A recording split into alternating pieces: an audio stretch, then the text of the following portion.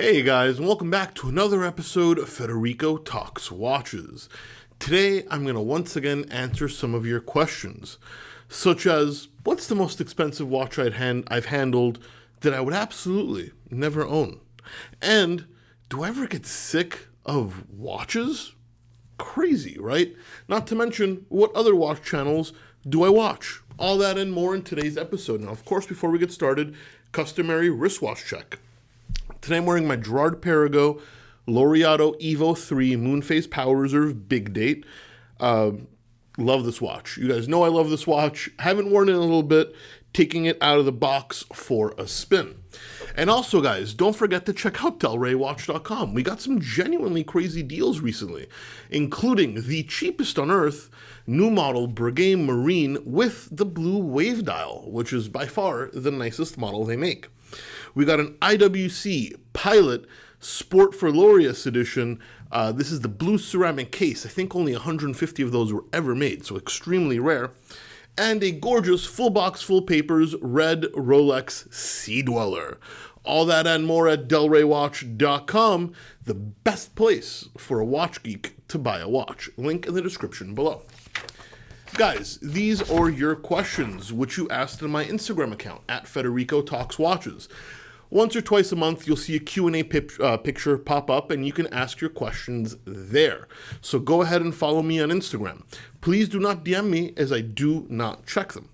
So in no particular order, the Wrist Index said, "Hey Fed, I love your channel." Thank you, brother. Have you ever been in a watch rut where you want something so much, but you can't seem to pull the trigger? I have in multiple ways. Sometimes because I can't decide if it's something I really want, or I just can't afford it, so obviously I don't pull the trigger, but a lot of times I just get sick of watches. Now, watches are my life. I do it as a hobby, I do it as a business. I do watches almost 24 hours a day. But every once in a while, too much of a good thing, well, is not a good thing. So I take a couple days break, on the weekend, don't look at any watch content, don't look at emails, come back re-energized. And in terms of not being able to pull the trigger, yeah, it happens all the time, brother. That's a good thing. If not, I'd be way too impulsive. B Weaves 17.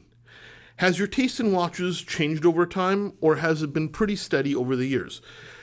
It's definitely changed. I'd say there's like a cycle to watches, and I think almost every collector goes to it. You start off with like Seikos, then you go to, the mid-end Swiss stuff, then your life becomes entirely about Rolex, then you stop caring about Rolex, and at least generally a lot of people talk about that. But yes, my taste has changed.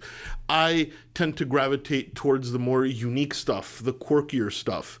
My taste has also become a lot more subdued. Even though I do like some blinged out watches, I tend to gravitate towards dress watches. Before I was very Panerai heavy.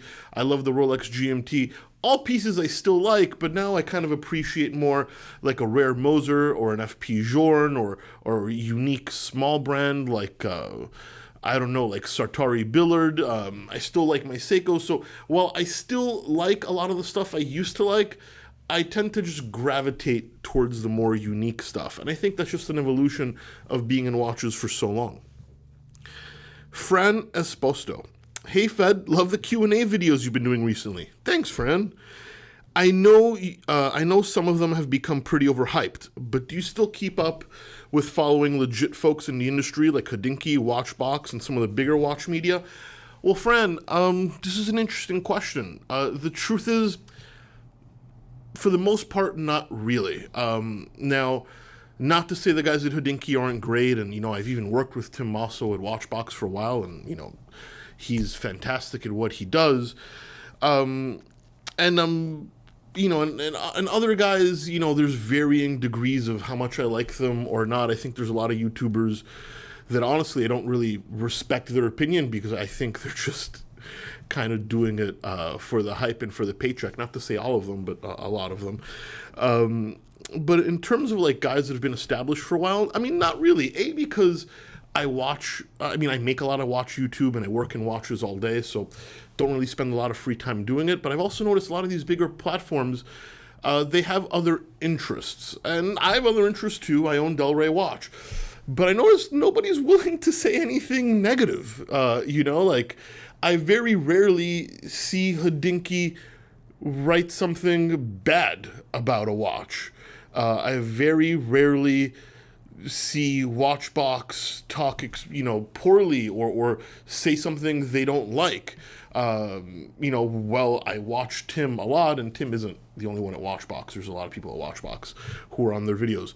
I think his videos are fantastic to learn the tech specs. And, for example, I think Josh Thanos has some great insight on the market, and I actually speak to Josh a decent amount anyway, nothing to do with YouTube.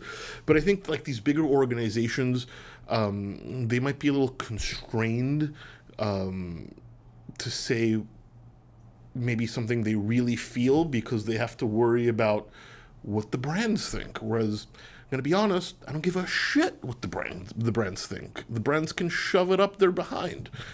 I sell pre-owned watches, and I don't take advertising money or don't need to answer to anybody. So, no, I don't really watch a ton of watch YouTube. I do actually really like Watchfinder, which of course is owned by Richemont, but I just find the Watchfinder guy to be extremely soothing to watch, and the photography is great. So that's like more of a guilty pleasure. And I'm not saying anything negative about these guys. I mean, genuinely, Hodinkee's content, Watchbox's content, Watchfinder's content, all very, very good content. But everything is way too positive, to where, you kind of have to read between the lines too much. At least that's just my opinion. Damian Ross Real Estate. Hey, Federico, the king of unfiltered watch content. Thank you. Exactly what I'm talking about. What's the most expensive watch you've ever handled that you would absolutely never own? This one's easy. I don't know if it's the most expensive watch I've ever handled, but it's the most expensive watch I've handled in recent times, and that is a Richard Mille 25, the Sylvester Stallone, over 1.3 million, and boy, what a piece of shit that is. I mean, it's massive. It's got to be over 50 millimeters.